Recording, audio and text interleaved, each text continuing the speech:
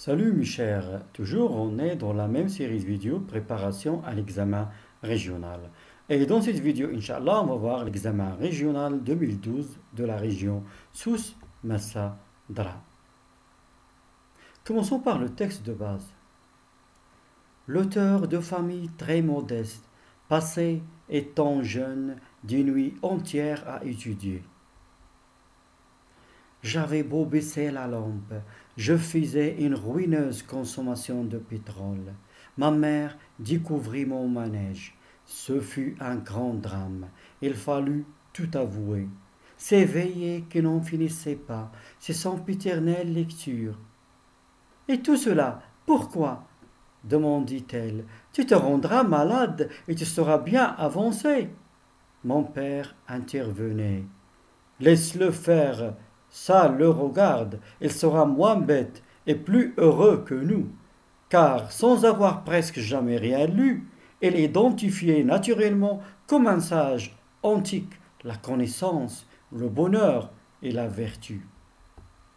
Ma mère avait peur. Tous ces livres, tout ce monde inconnu qui me donnait la fièvre lui était suspect. Il voulait me garder près d'elle. Il devinait que tout ce travail mystérieux pouvait être le moyen d'une fuite. Tu ne nous aimes pas, me dit-elle un jour, ni moi, ni ton père, ni personne. Si tu nous aimais, tu accepterais de vivre comme nous avons tous vécu. Mais tu es fier, c'est pour ça que tu veux être savant. Bientôt, bientôt tu ne sauras plus que nous mépriser. D'après Jean Guilleneau, 1978, ou bien 1890-1978, journal d'un homme de 40 ans. Alors j'espère, mes chers, que vous allez bien lire le texte avant de répondre aux questions. On peut procéder à une autre lecture pour mieux comprendre le texte. Alors commençons par le chapeau. L'auteur de famille très modeste, passé étant jeune d'une nuit entière à étudier. Alors l'auteur ici, il est d'une famille très modeste, pauvre. Lorsqu'il était jeune, il passait des nuits entières à étudier, à travailler. Ça veut dire qu'il était un élève studieux. J'avais beau baisser la lampe, je faisais une ruineuse consommation de pétrole. Ça veut dire, même s'il a baissé la lampe, il n'y a pas d'électricité, il faisait une ruineuse, il a consommé beaucoup de pétrole, même s'il a baissé la lampe. Alors, j'avais beau baisser la lampe, je faisais une ruineuse consommation de pétrole. Ma mère découvrait mon manège. Ce fut un grand drame. Il fallait tout avouer, s'éveiller, qui n'en finissait pas. C'est son éternelle lecture. Ça veut dire toujours, je suis en veille, je suis en train de préparer mes leçons pendant la nuit, avec la lampe à pétrole. Et regardez bien, qu'est-ce qu'il a dit sa maman? Et tout cela pourquoi? Demandait-elle. Tu te rendras malade et tu seras bien avancé. Mon père intervenait. Laisse-le faire, ça le regarde. Regarde bien, le père, il encourage son fils. Il sera moins bête et plus heureux que nous, car sans avoir presque jamais rien lu, il est identifié naturellement comme un sage antique. La connaissance, le bonheur, la vertu. Ma mère avait peur. Tous ces livres, tout ce monde inconnu qui me donnait la fièvre, lui était suspect. Alors regardez bien, sa mère, il avait peur. Mais pourquoi il avait peur? Il voulait me garder près d'elle. Il voulait me garder près d'elle. Et devinait que tout ce travail mystérieux pouvait être le moyen d'une fuite. Et comme vous voyez, on est dans le moyen d'une fuite. Alors, il voulait me garder près d'elle et devenait que tout ce travail mystérieux pouvait être le moyen d'une fuite. Parce que si j'ai fini mes études dans le Douar, je dois quitter le Douar pour poursuivre mes études dans la ville. Alors, il voulait me garder près d'elle et devenait que tout ce travail mystérieux pouvait être le moyen d'une fuite. Tu ne les aimes pas, me dit-elle un jour, ni moi, ni ton père, ni personne. Si tu nous aimais, tu accepterais de vivre comme nous avons tous vécu. Mais tu es fier. C'est pour ça que tu veux être savant. Bientôt, tu ne sauras plus que nous mépriser. Regardez bien, la mère elle a essayé de persuader son fils. D'après John Guilleneau, 1890-1978, journal d'un homme de 40 ans. Alors maintenant, si vous avez bien lu le texte, on peut passer aux questions. La première question. Recopiez et complétez le tableau suivant. Le titre de l'œuvre et l'auteur. Alors, quel est le titre de l'œuvre? Oui, très bien. Alors, c'est Journal d'un homme de 40 ans. Et quel est l'auteur de ce texte? Oui, très bien, c'est John Guilleneau. Deuxième question. Ce texte est plutôt argumentatif, descriptif ou bien narratif? Alors ce texte, est-ce qu'il est argumentatif, descriptif ou bien narratif? Oui, alors recopiez la bonne réponse. Très bien. Alors ce texte, il est narratif. Vrai ou faux? Avec la justification, bien sûr. Alors répondez par vrai ou faux et justifiez votre réponse à partir du texte. Le narrateur aime peu la lecture. Est-ce que le narrateur aime peu la lecture? Rappelez-vous, il a passé des nuits entières. L'auteur d'une famille très modeste passait, étant jeune, des nuits entières à étudier. Alors, quelqu'un qui va passer des nuits entières à étudier, est-ce qu'il aime peu la lecture? Oui. Le père encourage son fils à lire. Est-ce que le père encourage son fils à lire? Regardez bien, qu'est-ce qu'elle a dit le père à la mère? Laisse-le, il sera moins bête que nous. Alors ici, très bien, il encourage. Alors, la réponse, le narrateur aime peu la lecture, c'est faux. La justification, il passait des nuits entières à étudier. Le père encourage son fils, c'est vrai. Laisse-le faire, ça le regarde, il deviendra moins bête que nous. De quoi la mère a-t-elle peur et pourquoi? De quoi il avait peur? La mère, il a peur. Son fils, il a passé des nuits à étudier, il travaille bien, c'est un élève studieux. Toujours on est dans le devoir. Ça veut dire qu'il n'y a pas le lycée pour poursuivre les études. Alors, pour finir les études, on doit voyager à la ville pour finir nos études. Alors, pourquoi la mère a-t-elle peur et pourquoi? Oui, très bien. Alors, il a peur que tout ce travail mystérieux soit le moyen d'une fuite, car il voulait garder son fils près d'elle. Alors, la mère, il a peur que tout ce travail mystérieux que l'élève ou bien que l'enfant fait, il soit un moyen d'une fuite, ça veut dire pour prendre la fuite dans la ville, car il voulait garder son fils près d'elle. Il ne veut pas que son fils la quitte pour poursuivre ses études ailleurs. Le père affirme que la lecture rend moins bête et plus heureux. Qu'est-ce qu'il a dit le père? Il a dit que la lecture, elle rend la personne moins bête et plus heureux. Partagez-vous ce point de vue? Justifiez votre réponse par une courte phrase. Alors, est-ce que vous êtes d'accord avec ce point de vue du père? Oui, très bien, on peut voir des exemples. Alors oui, je partage ce point de vue avec le père, car avec la lecture, qu'est-ce qu'il y a? Avec la lecture, on va... Alors oui, je partage ce point de vue avec le père, car avec la lecture, on va identifier la connaissance, le bonheur, la vertu. Passons maintenant à la langue. Relève dans le texte une phrase où l'on a exprimé une idée de condition. Toujours une phrase, la condition dans une phrase. Relevez-moi une phrase dans laquelle on a exprimé la condition dans le texte. Oui. Alors si vous l'avez relevé, on peut passer à la correction. Si tu nous aimais, tu accepterais de vivre comme nous avons tous vécu. Ici, on a utilisé si. Si tu nous aimais, tu accepterais de vivre comme nous avons tous vécu. Maintenant, relevez dans le texte deux mots appartenant au champ lexical des sentiments. Relevez dans le texte deux mots appartenant au champ lexical des sentiments. Alors j'espère que vous allez relire le texte et relever ces mots. Et toujours, vous pouvez arrêter la vidéo après voir la correction. Alors, On va voir quelques mots qui sont dans le texte. Il y a la peur, aime, heureux, fier, méprise, méprisé, le mépris, la peur, l'amour, heureux, la joie, la fierté. Alors, peur, aimer, heureux, fier, méprisé. Voici quelques mots qui appartiennent au champ lexical des sentiments dans le texte. Maintenant, reliez les deux phrases suivantes de manière à exprimer le but. Reliez les deux phrases suivantes de manière à exprimer le but. Je baisse la lampe. Je ne veux pas que ma mère découvre ma passion pour la lecture. Je baisse la lampe. Je ne veux pas que ma mère découvre ma passion pour la lecture. Alors, où est tout d'abord le but ici? Dans quel but je baisse la lampe? Alors, ma mère ne découvre pas ma passion pour la lecture. Alors ici, est-ce qu'on a le même sujet?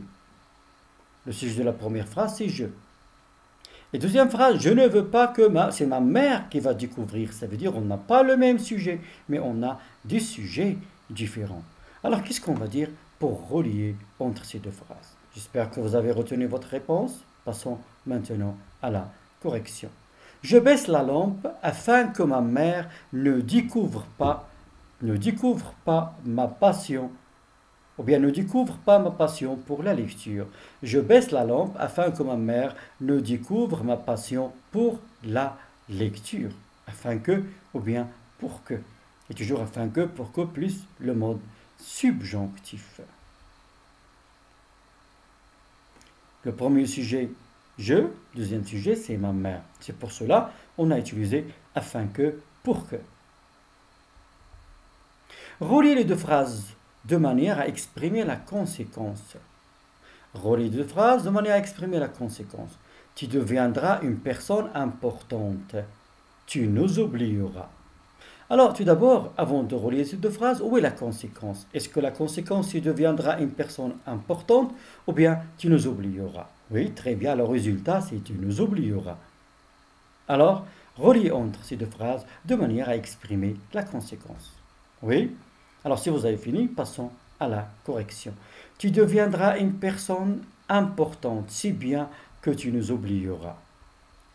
Alors, tu nous oublieras. Par conséquent, tu nous oublieras. Tu deviendras une personne importante, donc tu nous oublieras. Maintenant, mettez le verbe entre parenthèses au mode et temps qui conviennent.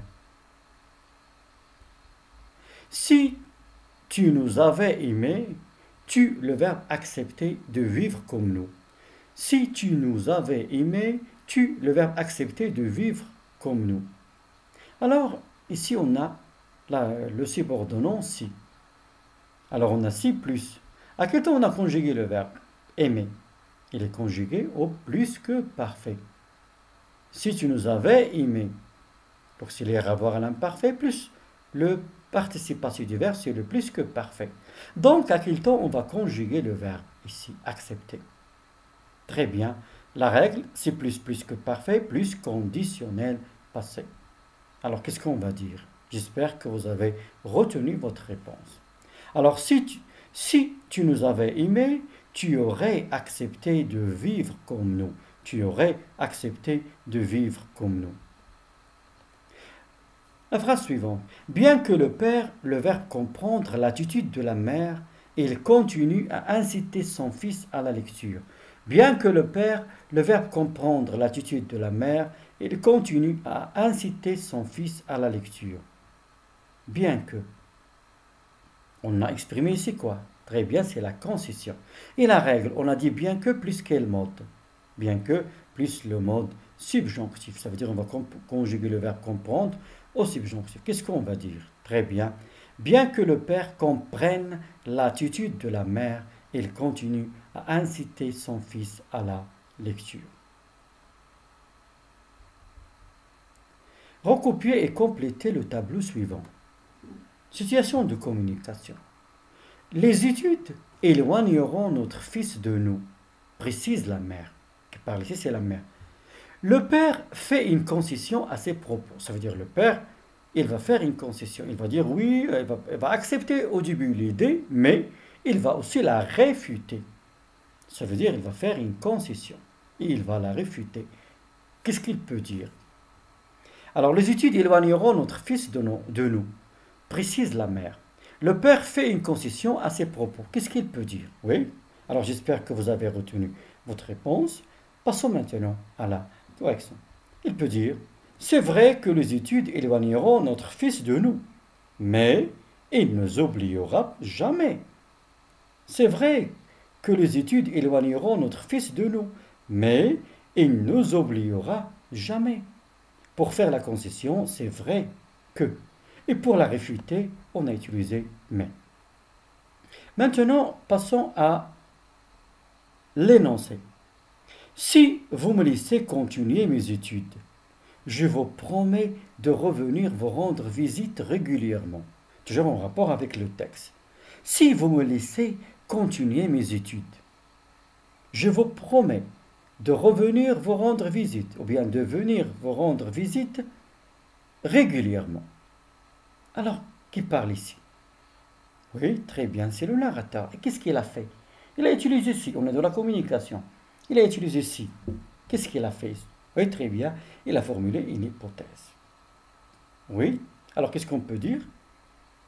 Le narrateur a promis à ses parents de leur rendre visite s'ils l'ont laissé continuer ses études. Il a formulé sous forme d'hypothèse son intervention. Alors il a formulé, il a dit son intervention sous forme d'hypothèse. Ça veut dire qu'il a formulé une hypothèse pour promettre à ses parents qu'il va leur rendre visite régulièrement. Alors le narrateur a promis à ses parents de leur rendre visite s'ils l'ont laissé continuer ses études. Il a formulé sous forme d'hypothèse son intervention, ou bien le narrateur, il a formulé sous forme d'hypothèse, ou bien il a exprimé une hypothèse pour promettre à ses parents de leur rendre visite régulièrement s'ils l'ont laissé passer, ou bien continuer ses études. Toujours ici, on est dans l'hypothèse. La production écrite. Le jeune garçon a réussi à l'examen. Il décide de quitter sa famille pour continuer ses études. Racontez en une dizaine de lignes comment les parents vont réagir face à cette décision. Le jeune garçon a réussi à l'examen. Il décide de quitter sa famille pour continuer ses études. Racontez en une dizaine de lignes comment les parents vont réagir face à cette décision. Alors le jeune garçon, il a réussi à l'examen. Il a décidé de quitter sa famille pour continuer ses études. Alors on va raconter la suite de l'histoire. Mais avant de raconter, je vous rappelle les critères. Voici les critères d'évaluation. Alors le jeune garçon a réussi à l'examen. Il décide de... Alors on va imaginer que... Alors c'était la fin de l'année. Le jeune garçon a réussi à l'examen. Et ça y est, il a passé les vacances. Après les vacances de l'été, le moment est venu où il va aller poursuivre ses études dans la ville. Alors, ce jour-là, comment il va être sa maman? Imaginez le sentiment de sa maman. Ça va être triste, inquiète, il va pleurer. Elle va être si triste que ses larmes coulaient, par exemple, et ainsi de suite.